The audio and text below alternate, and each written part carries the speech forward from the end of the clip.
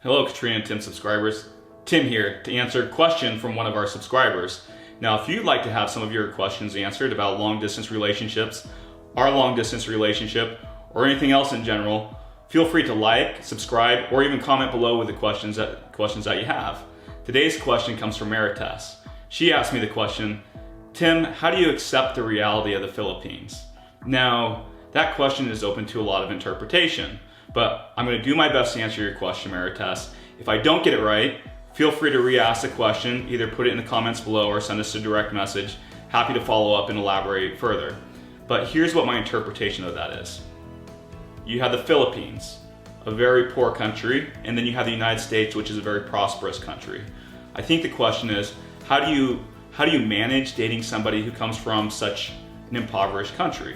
Well, first off, I would say to anybody who's out looking for a relationship, don't let where that person lives be the defining factor in terms of whether or not you date them. I think there's a lot more things that go into it. And for me, it's all about values. So let me take you back to when I was single and I was looking for a relationship. I was very specific about what it was that I wanted. I'm very family oriented. I wanted somebody who had demonstrated commitment to family.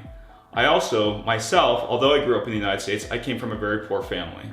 As a single mother with 4 children, I grew up not having a lot. Now, I was very fortunate. I worked very hard and I was able to get a good career working in San Francisco in tech. Being in that environment, you would meet a lot of people, but not a lot of people who came from the same type of background.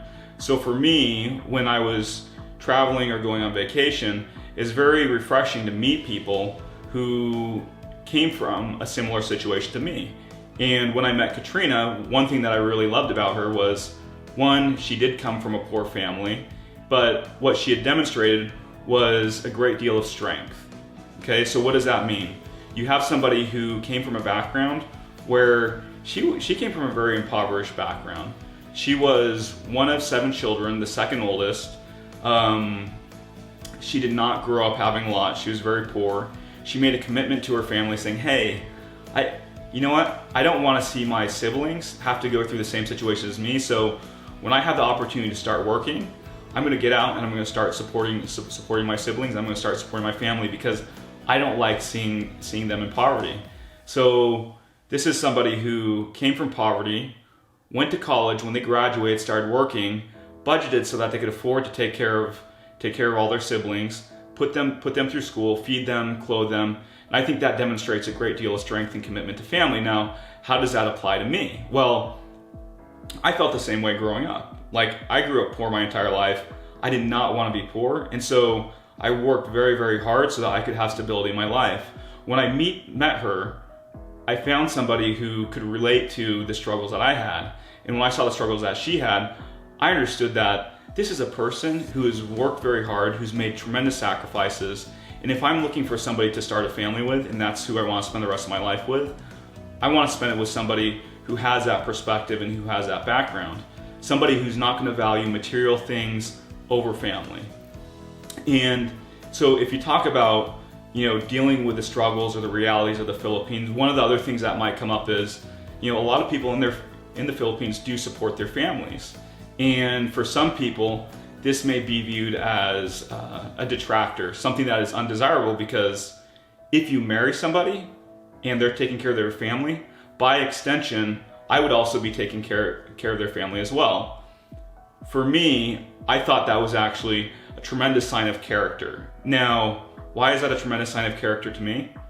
Think about it. When you get into a relationship and you go through marriage, there are going to be lots of trials and tribulations, whether that's money, that's stress from work, that's stress from raising kids, not having enough time together. There's tons of things to be stressed about. But when somebody can show a level of commitment to their family, when they're impoverished, and they're making tons of sacrifices just to support them, I think that shows a great deal of commitment.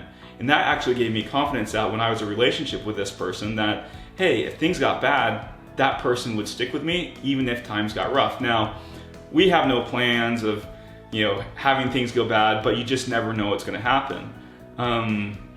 So when I met Katrina and I saw the way that she was with her family, and even though they came from a poor background, that I actually saw as a major plus and not as a detractor.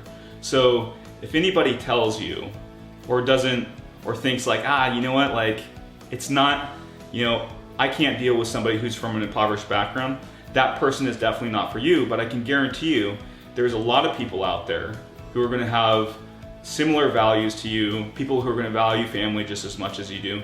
A lot of people who are willing to make that sacrifice, and also they view that as much more of a strength than they would view that as a weakness. So merit test, if you're out there looking for somebody and you have people who aren't interested because of the background that you come from, you know what? Just pass on them. There are going to be a lot more people out there who are willing to accept that and who also will view that as a strength. Hopefully that answers your question. If it didn't, again, put your comments below, ask me another question, send us a direct message, like, subscribe. Until next time, we'll talk to you later. And best of luck in your search for the one.